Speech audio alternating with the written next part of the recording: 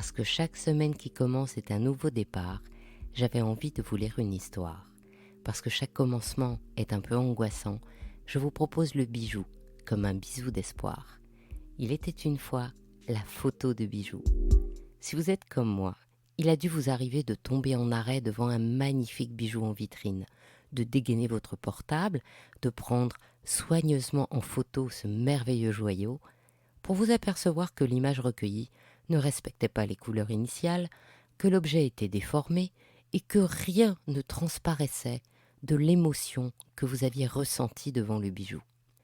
Si vous êtes joaillier, vous savez combien il est difficile de faire une belle photo de vos réalisations, que ce soit pour les réseaux sociaux, votre site internet ou pour paraître dans un magazine. Dans cet épisode de podcast, je ne prétends pas vous apprendre à faire de belles photos de vos bijoux, mais vous faire découvrir ce savoir-faire très particulier et tellement nécessaire pour faire connaître et faire apprécier le savoir-faire joaillier. Le mot photographie vient de l'association de deux mots grecs. Photo, qui signifie utiliser la lumière, et graphie, qui veut dire qui écrit, qui aboutit à une image. Aussi, la photographie veut dire littéralement peindre avec la lumière.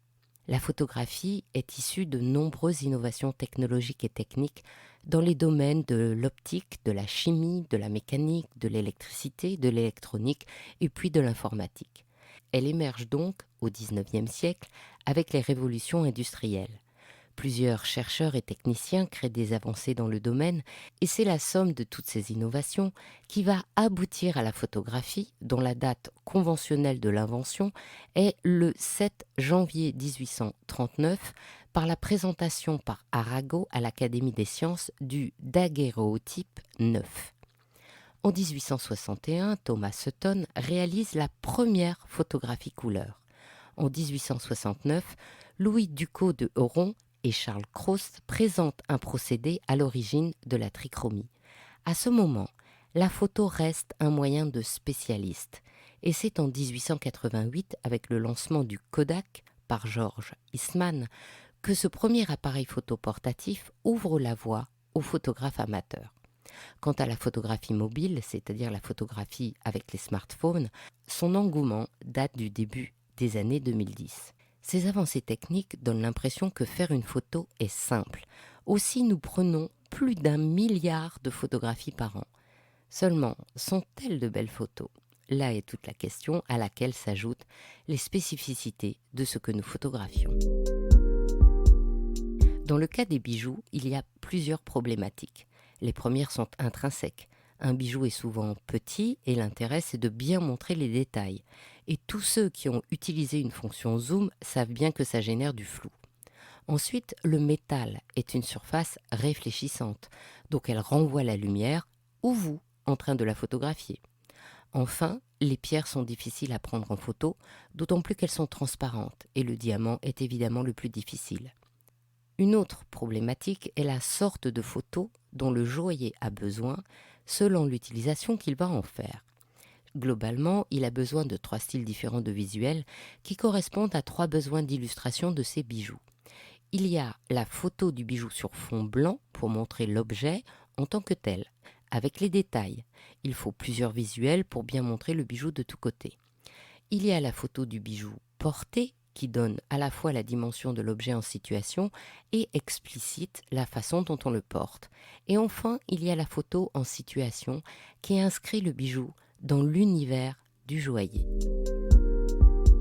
Le secret de la photo en général réside dans la maîtrise de la lumière. La lumière se dompte déjà avec la technique propre aux appareils photo, c'est-à-dire la balance des blancs qui sert à maîtriser la couleur, l'ouverture du diaphragme sur l'exposition et la zone de netteté, la vitesse d'obturation sur l'exposition et le mouvement, et la sensibilité ISO qui correspond à la sensibilité du capteur à la lumière. Cette technique est bien sûr maîtrisée par tous les photographes. Puis, il y a la compréhension de la lumière dans le résultat que l'on veut obtenir. Elle peut être dure ou douce, suivant l'effet recherché, ou encore donner une atmosphère d'hiver ou d'été, ou encore intemporelle, et là, il faut choisir des réflecteurs appropriés. Ou bien on peut vouloir une ombre précise qui va suggérer une ambiance et dont il faut anticiper les inconvénients. Par exemple, si on veut un style à la Rembrandt, la lumière forme un triangle sous l'œil du visage. Le reste est donc moins visible. Si on veut un clair-obscur, les arêtes du produit s'estompent, ce qui ne convient pas à certaines formes de bijoux. Et si le fond est très blanc, les volumes ont tendance à s'effacer. Par ailleurs, toute source lumineuse directe sur un bijou crée des ombres portées, c'est-à-dire la zone qui est soustraite aux rayons lumineux par le bijou. Si cette ombre est naturelle, elle n'est pas forcément à la place où on le souhaite, pour souligner un volume par exemple, ni de la tonalité voulue, et peut alors ternir l'éclat de la gemme ou changer la couleur du métal. Le photographe Johann Lostellier, spécialiste de la photo de joaillerie et de luxe, m'a expliqué que l'ombre et la lumière se composent un peu de la même façon que lorsque l'on peint un tableau. L'objectif de l'ombre et de la lumière est de respecter le volume du bijou, de faire comprendre les pierres et les ajustements, de souligner le travail du métal et les détails comme le sertissage ou le poli du bijou, et bien sûr de mettre en valeur le logo de la marque.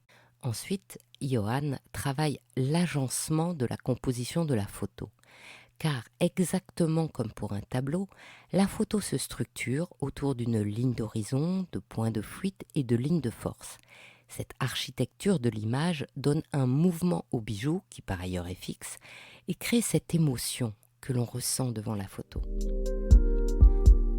Au-delà de ces savoir-faire, les photographes spécialistes des bijoux ont aussi des secrets et des astuces qui leur sont propres et qu'ils adaptent à chaque cas. Si on imagine un bijou souple, par exemple un collier ou une boucle d'oreille pendante, on peut prendre une photo à plat, mais les fermoirs vont créer une déformation du bijou sur l'image.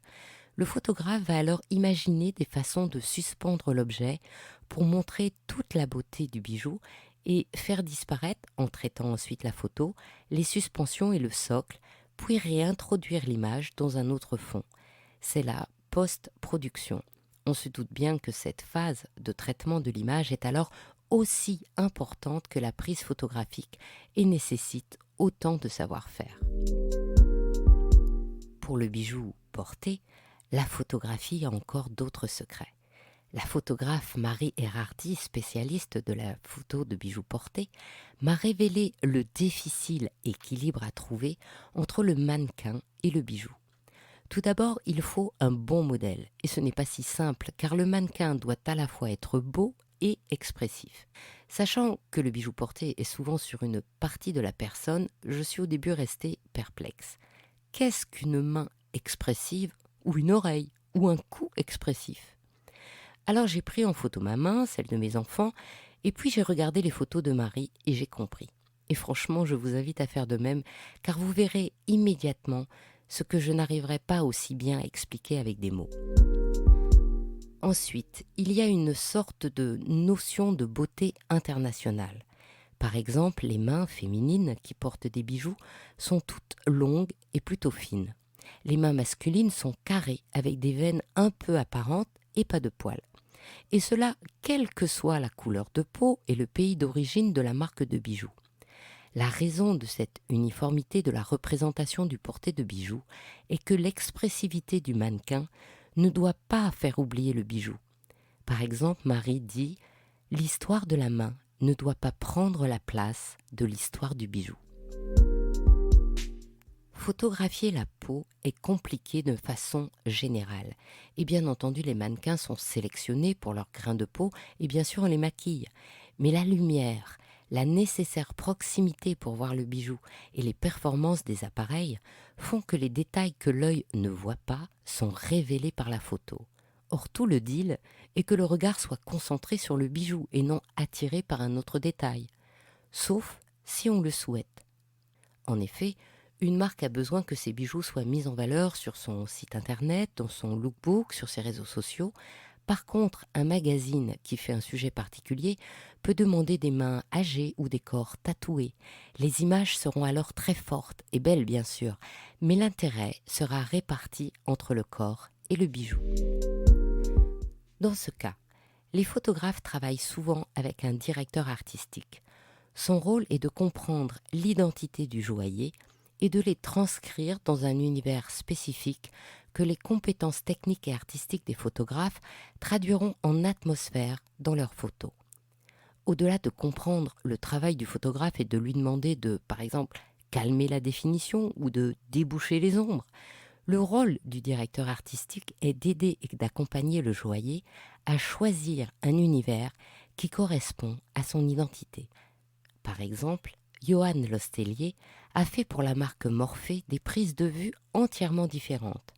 Le premier site de la marque montrait une atmosphère douce et délicate. Puis Johan a créé des visuels qui inscrivaient les bijoux dans un tableau de nature morte, comme à l'époque des cabinets de curiosité du XVIIIe.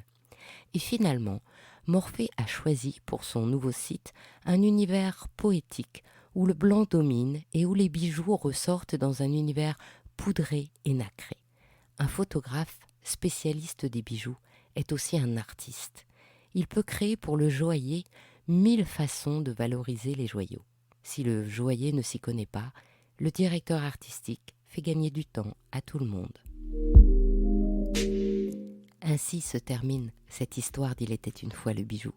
Je remercie chaleureusement les photographes des bijoux Marie Erhardy et Johan Lostellier de m'avoir dévoilé quelques-uns de leurs secrets. Je vous souhaite une jolie semaine et vous donne rendez-vous dimanche prochain.